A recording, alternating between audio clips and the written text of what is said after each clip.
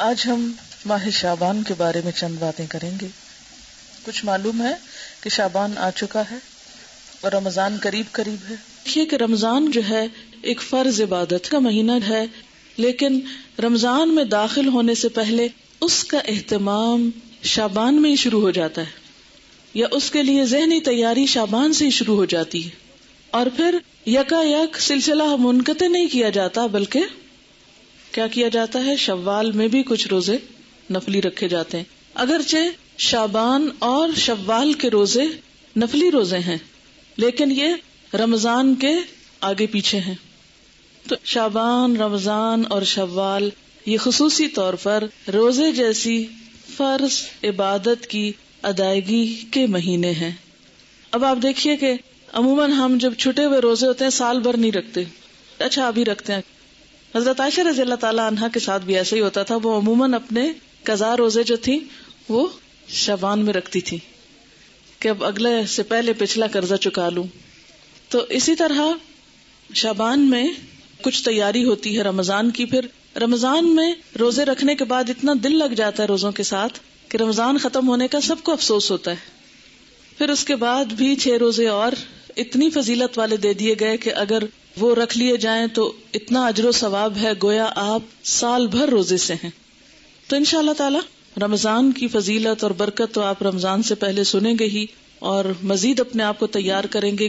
لیکن اس عبادت کے لیے، یعنی روزے جیسی عبادت کے لیے شعبان کے مہینے میں بھی اس طرف متوجہ ہونے کی ضرورت ہے، اور تبھی آپ متوجہ ہوں گے جب آپ اس کی فضیلت اور اہمیت کو سمجھیں گے.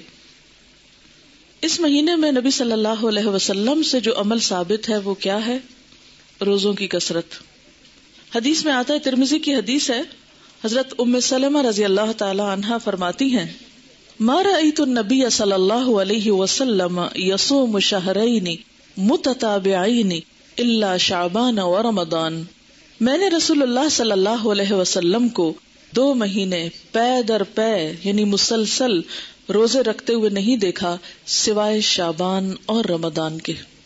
یعنی اس میں آپ کیا کرتے تھے؟ کنٹینیوسلی روزہ رکھتے تھے.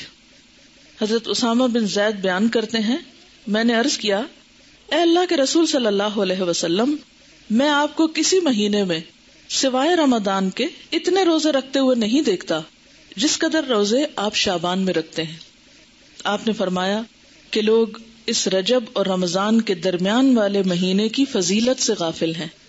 لوگ رجب اور رمضان کے بیچ والے مہینے کی فضیلت سے غافل ہیں. وہ اس مہینے کی پرواہ نہیں کرتے، قدر نہیں کرتے، حالانکہ اس مہینے میں لوگوں کے اعمال اللہ کے سامنے پیش کیے جاتے ہیں. اور میری چاہت یہ ہے کہ میرے اعمال اللہ تعالیٰ کے سامنے روزہ داری کی حالت میں پیش ہوں. یعنی جب اللہ تعالیٰ کے سامنے پیش ہوں تو میں روزے کی حالت میں ہوں. اسی طرح اگر آپ روزے سے ہیں اور آپ کا اعمال نامہ اس وقت یعنی سال بھر کا پیش ہو رہا ہے کہ اس سال میں ان صاحبہ نے یہ اور یہ نیکیاں کمائی ہیں، یہ اور یہ کارنامے کیے ہیں، یا یہ اور یہ بلنڈر کیے ہیں، وہ سب کچھ سامنے جائے گا. آپ دیکھیں کہ بعض اوقات غلط کاموں کو دیکھ کر، نافرمانیوں کو دیکھ کر آپ سوچ سکتے ہیں اللہ تعالیٰ کا غصہ کتنا بھڑکتا ہوگا. جب آپ کا رجسٹر، آپ کے سال بھر کے کام پچھلے شعبان سے اب تک جو آپ نے کیا وہ جو پیش ہوتا ہوگا. ویسے تو اللہ تعالیٰ روز بھی دیکھتے ہیں نا، آپ کو ہر لمحہ جانتے ہیں. روز آپ کا اللہ تعالیٰ کی نظر میں ہونا اپنی جگہ ہے، لیکن لکھے ہوئے اعمال، تصویریں کھینچی ہوئی آپ کی البم، تو سارے کے سارے جب ایک خاص انداز میں پیش کیے جاتے ہیں کہ یہ کتاب تیار ہے، اتنا عمل زیادہ، اتنا کم ہے، اور ہم اس سے غافل ہوتے ہیں تو اور تو کچھ نہیں کر سکتے. ایٹ لیسٹ اس مہینے میں حسب توفیق نیکی کے کام کریں تاکہ اعمال نامہ جب پیش ہو تو اللہ تعالی ہماری غلطیوں سے درگزر فرمائے. اور آخرت میں تو پیش ہونا ہی ہے نا. یومئذ تعرضون لا تخفى منکم خافیہ، اس دن تم پیش کیے جاؤ گے، تمہاری کوئی چھپی ہوئی بات بھی چھپی نہ رہے گی. جو آج دنیا میں چھپا ہوا ہے نا وہ وہاں چھپا نہیں رہے گا. اور نبی صلی اللہ علیہ وسلم اپنے اعمال نامے کے پیش کرنے کے لیے کیا پسند کرتے تھے؟ کہ اس حال میں ہو کہ میں روزے میں. اب ایک اور بات یہ ہے، ہم میں سے اکثریت روزے تو نہیں رکھتے شعبان کے، کیونکہ ہم ڈرتے ہیں کہ پھر ہم کمزور ہو جائیں گے اور رمضان کے جو روزے ہیں وہ نہیں رکھ پائیں گے. تو اس کا علاج کیا بتایا گیا ہے کہ 15 شعبان کے بعد نہ رکھیں. ٹھیک ہے نا، نصف شعبان کے بعد روزہ رکھنے سے منع کیا گیا، اور خصوصاً آخری 2 دن جو ہیں ان میں شک کا روزہ بالکل منع ہے، کہ کوئی شخص کہے نہیں میں احتیاطاً روزہ رکھ رہا ہوں، کیا پتا آج رمضان ہو گیا اور میں نے چاند نہ دیکھا ہو، اور یہ جو سب بتا رہے ہیں کیا پتا یہ بھی غلط ہو. تو وہ شخص شک کا روزہ رکھے، تو شک کے روزے سے منع کیا گیا ہے. اور اس کے علاوہ 15 کے بعد روزے سے منع کیا گیا. اب آپ نے دیکھا کہ ایک طرف تو نبی صلی اللہ علیہ وسلم کا عمل ہے کہ وہ 2 مہینے مسلسل روزے رکھتے تھے، دوسری طرف منع کیا گیا ہے کہ 15 کے بعد روزہ نہ رکھا جائے. تو یہ کنٹراڈکشن نہ ہو گئی؟ اسی لیے تو ہم حدیث کو مانتے نہیں ہیں، ایک میں کچھ آتا ہے دوسرے میں کچھ اور آتا ہے. کوئی جواب دے گا؟ جی آپ. شابش، ٹھیک ہے، یاد رکھیے انشاءاللہ آپ اصول الفقہ بھی پڑھیں گے اور چیزیں بھی، اور بھی ذہن کھلے گا آپ کا. جب آپ کا عمل اور قول آمنے سامنے آ جائے تو عمل آپ کے اپنے لیے خاص ہوتا ہے اور قول امت کے لیے ہوتا ہے. ٹھیک ہے نا؟ بعض جگہ آپ کو ایسا ملے گا کہ ایک جگہ آپ کسی چیز سے روکتے ہیں لیکن ہم دیکھتے ہیں آپ خود وہ کام کر رہے ہوتے ہیں. مثلا ایک اور روزے سے بھی منع کیا گیا ہے. وہ کون سا روزہ ہے؟ ہاں، صوم. ماشاء اللہ آپ کی معلومات تو بہت ہے. بخاری پڑھتے ہیں نا، اس لیے کوئی فائدہ ہوا پڑھنے کا؟ الحمدللہ. صوم وصال سے منع کیا گیا. وہ کون سا ہوتا ہے صوم وصال؟ مسلسل روزہ رکھنا. کس طرح؟ جیسے صبح روزہ رکھا، افطار کے وقت افطار نہیں کیا، پھر اگلے دن کی اسی وقت نیت کر لی، پھر رات بھر کچھ نہیں کھایا، اگلے دن پھر روزہ. اس کو صوم وصال کہتے ہیں. آپ صلی اللہ علیہ وسلم خود ایسا روزہ رکھتے تھے کیونکہ آپ کی طاقت، جیسے انہوں نے فرمایا، آپ کی کیپیسٹی، آپ کی طاقت، آپ کا مقام اور آپ کی کچھ عبادات امت سے خاص تھی، کیونکہ آپ کا مقام بہت بڑا ہے نا. تو جتنا بڑا کوئی مقام کسی کا ہوتا ہے اتنی بڑی اس کی ذمہ داری بھی ہوتی ہے. ٹھیک ہے؟ تو جیسے آپ نے ہمیں صوم وصال سے منع کیا، اسی لیے عام لوگوں کو 15 کے بعد روزوں سے منع کیا گیا ہے، تاکہ وہ خوف میں نہ رہیں کہ ہم رمضان سے پہلے ہی کمزور ہو گئے ہیں. جیسے پہلے 15 دنوں میں روزے رکھیں، پھر اس کے بعد آخری 15 دنوں میں آپ آرام فرمائیں، پھر اس کے بعد رمضان کی ابتدا کریں. ٹھیک ہے؟ اچھا، نبی صلی اللہ علیہ وسلم کے کافی سارے خصائص ہیں. سورۃ الاحزاب میں شاید کچھ ذکر کیے تھے. تو خصائص ہیں آپ کے جو آپ کو امت سے خاص کرتے ہیں، کیونکہ آپ نبی ہیں نا، عام انسان کی طرح تو نہیں ہے. لیکن کچھ کام ایسے ہیں جو آپ نے عام انسانوں جیسے کیے ہیں، جیسے کھانا پینا، بازار جانا وغیرہ وغیرہ. خیر یہ تو ایک الگ بحث ہے. اچھا، اب مشکل یہ ہے کہ کچھ لوگ روزہ وغیرہ تو کوئی نہیں رکھتے مگر حلوہ ضرور پکاتے ہیں 15 شعبان کو، شب رات دھوم دھام سے مناتے ہیں. اب ہماری قوم کی اکثریت اس بات سے بالکل غافل ہے، بھولی ہوئی ہے. یہ جو ابتدائے شعبان ہے اس کے روزے کتنے فضیلت والے ہیں، لیکن حلوہ پکانے کی جو رسم ہے وہ بہت لوگوں کو پتا ہے. اچھا، اب بعض لوگ یہ بھی کہتے ہیں کہ یہ مردوں کی عید ہے. جی، کسی نے سنا ہے یہ پہلے؟ افسوس کہ ایسی میں نے آپ کو بتا دی ایک غلط بات. لیکن معاشرے میں کچھ جگہوں پر یہ مشہور ہے. تو یہ ہے کہ اس کو مردوں کی عید کہا جاتا ہے. تو اس ضمن میں بھی یہ ویسے بنیادی طور پر اس دن وہ ختم کا حلوہ ہی پکاتے ہیں اور مردوں کو ثواب پہنچانے کے لیے، اور اس قسم کی رسومات جو ہیں وہ ادا کی جاتی ہیں. اور اس کے لیے دلیل کیا دیتے ہیں؟ بعض کا خیال یہ ہے کہ نبی صلی اللہ علیہ وسلم کا دندان مبارک احد کی جنگ میں شہید ہوا تھا، تو اس وقت آپ سے روٹی نہیں کھائی جاتی تھی، آپ کو حلوہ پکا کر دیا گیا تھا. تو اس لیے ہم بھی حلوہ پکاتے ہیں، یعنی وہ اس سے ریلیٹ کرتے ہیں اس حلوے کو. آپ کو معلوم ہے جنگ احد کب ہوئی تھی؟ شاباش، شوال 2 ہجری میں ہوئی تھی. اب شعبان تو تھا ہی نہیں، یعنی جنگ احد 15 شعبان کو تو ہوئی نہیں. ٹھیک ہے نا؟ تو اب یہ کہنا کہ ہم اس لیے حلوہ کھا رہے ہیں ثواب سمجھ کے کہ وہ آپ صلی اللہ علیہ وسلم نے کھایا تھا اس دن. اور دوسری بات یہ ہے کہ عربوں کے ہاں یہ جس قسم کا آپ حلوہ پکاتے اور کھاتے ہیں اور جو رسم مناتے ہیں، اس طرح کا حلوہ یہ عرب ڈش نہیں ہے. بیسیکلی اس طرح کے حلوے کی ریسیپی فرق ہے.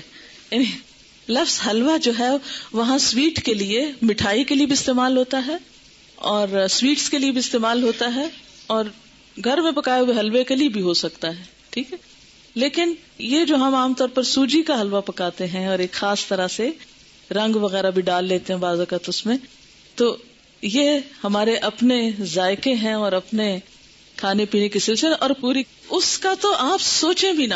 آپ کو معلوم ہے صحابہ کرام نے پہلی دفعہ میدے کی روٹی کب دیکھی تھی؟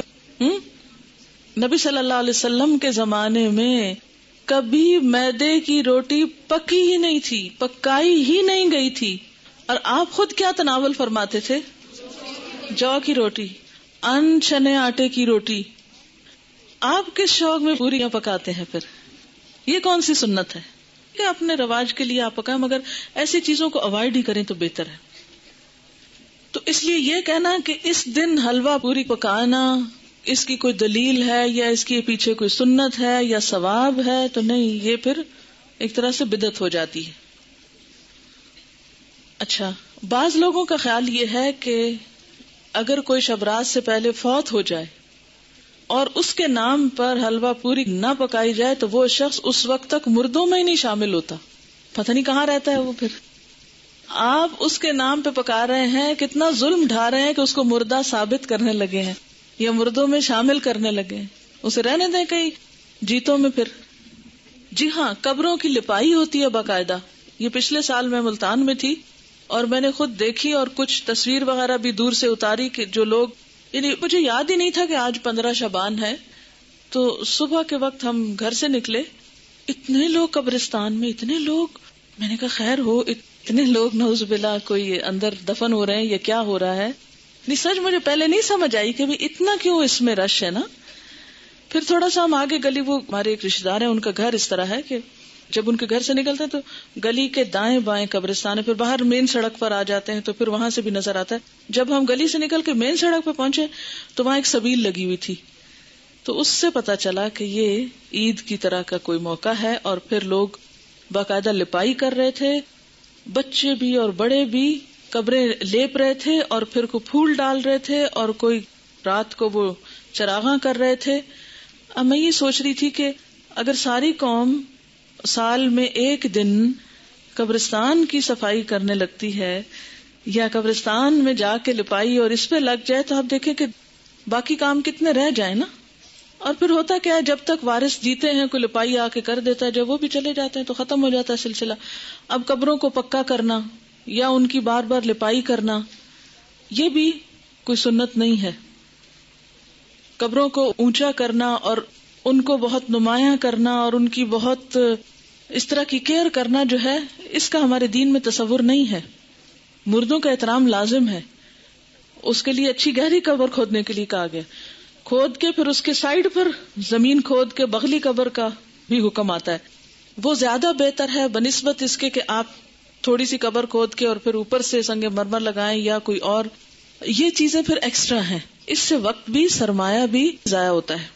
مردوں کو جو چیز فائدہ دیتی ہے وہ حلوہ پوری نہیں ہے، وہ آپ کی دعا ہے جس کے لیے آپ 15 شعبان کا انتظار نہ کریں. کب کریں وہ دعا؟ ہر روز کریں، ہر روز نماز پڑھیں اور کہا کریں ربنا اغفر لی ولوالدی وللمؤمنین. اس میں سارے قبروں والے آ جاتے ہیں. وللمؤمنین یوم یقوم الحساب، صرف قبروں کے اندر والے نہیں آتے، باہر والے بھی آتے ہیں. المؤمنین، اتنی تو گرامر پڑھ لی ہے نا، ال لگ جائے اور پھر جمع کا بھی ہو ساتھ، سارے مومن آ جاتے ہیں، زندہ ہو کے، من الاحیاء والاموات، سب آ جاتے ہیں. تو بنیادی طور پر اس رات میں نہ تو کوئی حلوہ پکانے کا حکم ملتا ہے اور نہ ہی دن کو قبروں کی لپائی کا حکم ملتا ہے اور نہ ہی اس قسم کی کوئی خاص اس دن کی کوئی عید ہے. اور پھر اسی طرح یہ ہے کہ بعض لوگ اپنے گھروں کی خاص صفائی کرتے ہیں اس دن. ہو سکتا ہے آپ لوگ نہ کرتے ہوں لیکن یہ رواج بھی ہے، اور ایک مخصوص جگہ پہ حلوہ چپاتی رکھتے ہیں، لپائی وغیرہ کر کے تو ایک خاص کارنر جیسے ہوتا ہے. اور بعض لوگ اس کے ساتھ موسمی پھل اور مٹھائیاں وغیرہ بھی اس جگہ یعنی ایک سجاوٹ کرتے ہیں، بوفے کی طرح بنا لیتے ہیں اس کارنر کو. اور پھر ساتھ یہ بھی کہتے ہیں کہ لبان اگر بتی بھی تھوڑی سی ساتھ جلاتے ہیں کہ یہ مردوں کی فاتحہ ہو رہی ہے. آپ دیکھیں کہ مردے کو کیا کیا چیز فائدہ دیتی ہے. جب ایک شخص فوت ہو جاتا ہے تو کیا کیا چیز کرنی چاہیے؟ جی آپ فرمائیے. انسان قبر میں تنہا اترتا ہے، صرف ایک چیز ساتھ اترتی ہے اور وہ انسان کا اپنا عمل ہے. ٹھیک ہے، باقی 2 چیزیں واپس آ جاتی ہیں، اولاد اور مال. جیسے غلام وغیرہ ہوں یا اور کوئی گاڑی جس پہ لے گئے اس کو، یا اس کے علاوہ بھی اگر کوئی چیز ہے تو یہ 2 چیزیں جو ہیں واپس آ جاتی ہیں، مال اور اولاد. باقی عمل ساتھ اترتا ہے. ایک چیز، صرف ایک چیز، اگر وہ تھوڑے بہت کمی بیشی ہے تو پیچھے والے اب اس کے حصے کے عمل تو نہیں کر سکتے، لیکن نمبر 1 دعا کر سکتے ہیں جو مردے کو فائدہ دے گی. اور اس کے لیے آپ اس دن سے دعا شروع کیجئے جس دن سے وہ فوت ہوا، اور ہر روز کیجئے، اور اس میں آپ دیر نہ کیجئے، کرتے رہیے. دوسری چیز، علم ينتفع به، ایسا علم جس سے لوگ فائدہ اٹھائیں. یعنی اس کے نام پر سے مراد یہ کہ اس کی طرف سے آپ کیا کریں، کسی بچے کو پڑھا دیں، کوئی اسکول بنوا دیں، کوئی کتابیں آپ لے کے لوگوں کو کوئی لائبریری میں رکھوا دیں، کوئی بھی علم کا کام، یا اس نے خود جو کچھ پڑھایا تھا اپنے اسٹوڈنٹس کو، یا کتابیں لکھی، یا کوئی اور اسی طرح کی چیز تیار کی. اور تیسری چیز جو اس کو فائدہ دیتی ہے وہ کیا ہے؟ صدقہ جاریہ. آپ اس کے لیے قربانی کریں، آپ اس کے لیے پیسے غریبوں کو دیں، مسکینوں کو کھانا کھلائیں، اس کی طرف سے صدقہ کر سکتے ہیں. ٹھیک ہے، لیکن خاص دن حلوہ پوری پکا کے، روشنی اگربتی جلا کے اور ایک خاص سٹائل میں یہ سب کرنا جو ہے، یہ نبی صلی اللہ علیہ وسلم کی ایسی کوئی سنت نہیں ہے، اور نہ ہی ایسا دین کو مشکل بنایا گیا ہے جو ہر شخص کے بس کی بات نہ ہو. یعنی ہمارا دین ایسا نہیں کہ کچھ لوگ تو اس پر عمل کر سکیں اور کچھ اس پہ عمل کے قابل ہی نہ ہو. اب ہر شخص تو حلوہ پوری پکا نہیں سکتا. مثلا میں حلوہ تو شاید پکا لوں اگر پوری نہ پکا سکوں. بعض لوگوں نے یہ بھی بات مشہور کر رکھی ہے کہ میت کی روح 40 دن گھر آتی رہتی ہے، اور مومنین کی روح جمعہ کی رات کو، شب برات کو اور عیدین کو اپنے گھروں پہ آتی ہے. یہ بات مشہور ہے کہ اس دن روحیں آتی ہیں. ایک تو جمعرات کے دن آتی ہیں، اور ایک جو ہے عیدوں کو آتی ہیں، اور شب رات کو آتی ہیں. حالانکہ اس کے پیچھے کوئی دلیل نہیں ہے، یہ ہمارا اپنا خیال ہے. دیکھیں وہ کس لیے آئیں گے، کیا کرنے آئیں گے؟ ان کا دنیا سے کوئی رشتہ، کوئی تعلق، ان کو تو کوئی انٹرسٹ ہی نہیں رہتا یہاں سے. جو نیک لوگ ہوتے ہیں وہ کہتے ہیں شکر ہے ہماری جان چھوٹی اس مصیبتوں کے گھر سے، اس قید خانے سے. اور جو برے لوگ ہوتے ہیں وہ جتنا بھی چاہیں کہ آ کے واپس کوئی اچھا عمل کر سکے تو آ نہیں سکتے. سورۃ المؤمنون میں آپ نے ایک آیت پڑھی ہوگی، وَمِن وَرَائِهِمْ بَرْزَخٌ إِلَى يَوْمِ يُبْعَثُونَ. جو روح ایک دفعہ آگے چلی گئی، ان کے پیچھے برزخ حائل ہو گیا، پردہ حائل ہو گیا. کب تک؟ إِلَى يَوْمِ يُبْعَثُونَ، اس دن تک جبکہ یہ بالکل ایسے جیسے بچہ پیدا ہونے کے بعد واپس نہیں ماں کے پیٹ میں جا سکتا، ایسے ہی دنیا سے جانے کے بعد انسان دنیا میں نہیں آ سکتا. اتنا ہی محال ہے. جیسے بچے کی پیدائش میں ماں کو ایک تکلیف اٹھانی پڑتی ہے نا، تو مرتے وقت جب انسان کی روح نکلتی ہے تو خود اس کو یہی کرب سے گزرنا پڑتا ہے. تو روح بھی آپ دیکھیں کہ بہت سے وہ لوگوں کے مرتے وقت کے حالات سنے ہوں گے، پڑھے ہوں گے. ایک ڈاکٹر مودی شاید اس نے 120 لوگوں کے موت کے واقعات لکھے ہوئے ہیں. تو وہ تجربہ یہ بتاتے ہیں کہ جیسے ایک گیٹ کھلتا ہے اور اس میں ہم جا رہے ہیں، ٹریول کر رہے ہیں، آگے کو جا رہے ہیں. تو بات یہ ہے کہ جو آگے چلا جاتا ہے وَمِن وَرَائِهِمْ بَرْزَخٌ، پیچھے آڑ آ جاتی ہے، دروازہ بند کر دیا جاتا ہے. اب دنیا میں نہیں کوئی آتا، اور انہوں نے کرنے بھی کیا آنا ہے، اور کہیں سے ثابت بھی نہیں ہے قرآن سے کہ روحیں ہمارے گھروں میں واپس آ کے رہتی ہیں. ٹھیک ہے نا. اور آپ ذرا سوچیں تھوڑی دیر کے لیے کہ اگر آپ کو مرنے کے بعد آپ کے گھر میں بار بار آنے کی اجازت دی جائے تو آپ کا حال کیا ہوگا، بتائیے ذرا. آپ دیکھیں گے آپ کا سامان کسی کے پاس چلا گیا، آپ کی چیزیں کسی نے توڑ دی ہیں، آپ کی چیزیں کسی نے پھینک دی ہیں، خراب کر دی ہیں، تو آپ دیکھ دیکھ کے کیا کریں گے؟ ذرا سوچیں، اپنے آپ کے لیے سوچیں کہ آپ مرنے کے بعد پھر آئیں دنیا میں، اور عید کو بھی آتے ہیں، اور شبرات پہ بھی آتے ہیں، اور جمعرات کو بھی آتے ہیں، اور 40ویں پہ بھی آتے ہیں. تو پھر آ کے آپ کیا کرتے ہیں، کیا کریں گے آ کے؟ کتنی حسرتیں ہوں گی نا. تو کیا آپ سمجھتے کہ اللہ تعالیٰ بندوں کو اس طرح حسرتوں میں مبتلا کرتا ہے کہ واپس بھیج کے، یعنی سارے تو عید کے کپڑے پہن کے کھڑے ہوں اور ہم دور کھڑے دیکھتے رہیں ہیں کہ یہ عید منا رہے ہیں اور ان کو ہم بھول گئے، ہمیں یاد ہی نہیں کرتے اب یہ. اور پھر ہمارا دل چاہے گا کہ ہم کسی کو گلے ملیں، یہ جو آپس میں ہم بھی ملیں تو مل نہیں سکیں گے. اب پھر کسی کو دیکھ کے دل چاہے گا کہ اس سے بات کریں، بات ہی نہیں کر سکیں گے. تو یہ بات عقل کو بھی نہیں لگتی کہ کوئی مرنے کے بعد پھر دنیا میں آئے اور پھر آئے بھی خاص اوکیزنز پہ جب لوگ خوشیاں منا رہے ہوں اور آپ مر کے آ کے ان کے سر پہ دیکھ رہے ہوں حسرت سے. کس قدر افسوسناک بات ہے. تو اور پھر یہ تو چلو ویسے ہم سوچ رہے ہیں نا کہ اگر ہو اف اٹ از پاسبل تو how does it look like, لیکن قرآن میں بھی کہیں نہیں لکھا ہوا اور حدیث میں بھی کہیں اس طرح نہیں پتا چلتا. ہاں یہ ہے کہ مردہ جب قبر میں ہوتا ہے نا تو اس کے حساب کے لیے اس کو واپس روح لوٹائی جاتی ہے، اس کو اٹھا کے بٹھایا جاتا ہے. اور وہ جو ایک کنیکشن ہے نا مردے کا قبر میں اور برزخ میں، وہ ایک خاص کنیکشن ہے. جیسے ہمارے پاس ایک ٹیلی فون ہے اور ایک کسی اور جگہ پر ہے تو وہ ایک خاص وائر کے ذریعے کنیکشن ہے. تو جسم اور روح کا ایک کمیونیکیشن کو ہو سکتا ہے آپس میں، لیکن وہ قبرستان کی حد تک ہو جائے تو ہو جائے، کیونکہ وہاں سزا جزا کا ایک کنسپٹ موجود ہے قبروں کے اندر.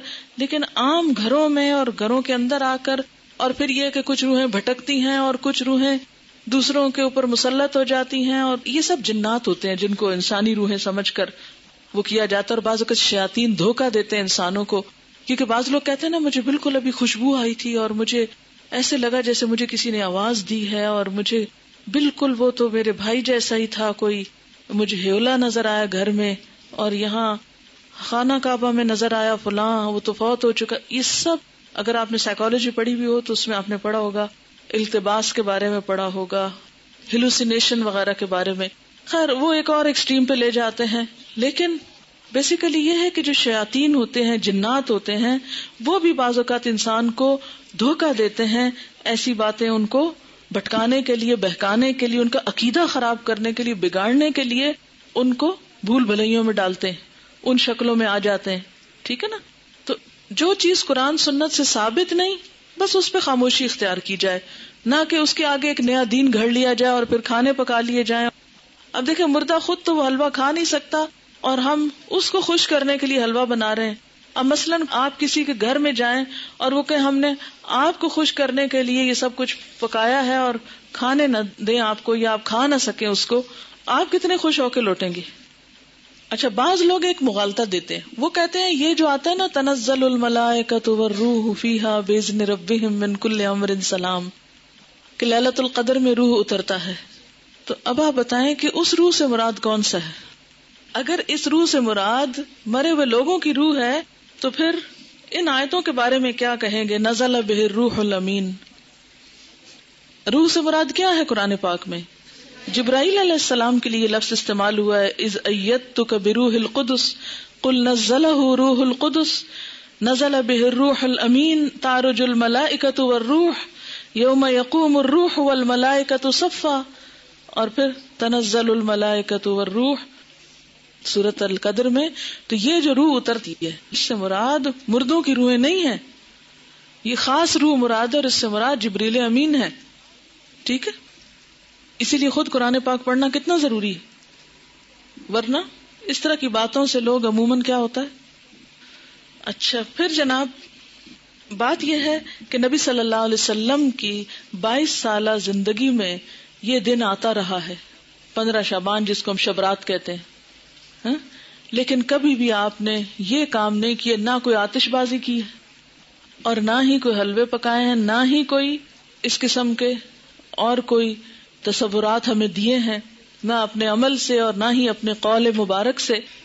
اور یہ جو اس رات کو چراغوں کی روشنی ہے یہ بھی اسراف میں شامل ہوتی ہے. لوگ گھروں پر موم بتیاں لگاتے ہیں نا، کبھی دیکھیے موم بتیاں، اور پھر اس کو بھی آہستہ آہستہ عید کا نام دے دیا ہے.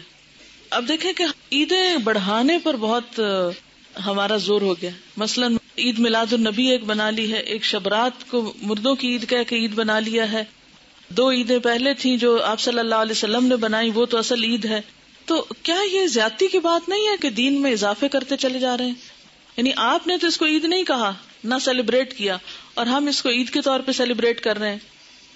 اصل میں ہندوؤں کے ہاں ایک دن ہوتا ہے دیوالی کا، اس میں اس قسم کے کام ہوتے ہیں. مخصوص گھر لیپا پوتی کرتے ہیں، مخصوص کارنر پہ کھانے حلوے پکا کے رکھتے ہیں، چراغاں کرتے ہیں. اب ہمیں اسلام میں آ کر کچھ اس قسم کے فنکشنز کرنے تھے اور کچھ ایسے ہمیں آلٹرنیٹ تلاش کرنے تھے، تو وہ ہم نے اس شکل میں کر لی. کیونکہ ہم لوگ بیسیکلی تو سب یہاں جو ہمارے آبا و اجداد ہیں وہ ہندوؤں سے مسلمان ہوئے نا، یا سکھوں سے مسلمان ہوئے، کیونکہ اس علاقے کے لوگ جو ہیں بنیادی طور پر یہاں کا جو ہندوازم ہے یہ قدیم ترین مذہب ہے اس علاقے کا. تو ان کی اولادیں ہونے کے ناطے سے پھر بہت سے لوگ جب اکثریت میں مسلمان ہونے لگتے ہیں تو عموماً کیا ہوتا ہے، وہ کلمہ تو پڑھ لیتے ہیں لیکن طریقے وہی ہوتے ہیں، اور بعض اوقات نئے دین میں آ کر بھی پرانے دین کی چیزوں کو کہیں نہ کہیں فٹ کر دیتے ہیں. جیسے نئے گھر میں آپ جاتے ہیں تو پچھلے گھر کی چیزیں کہیں نہ کہیں لٹکا دیتے ہیں، کوئی ادھر کوئی ادھر. تو یہی کچھ ہمارے ساتھ بھی ہوا ہے.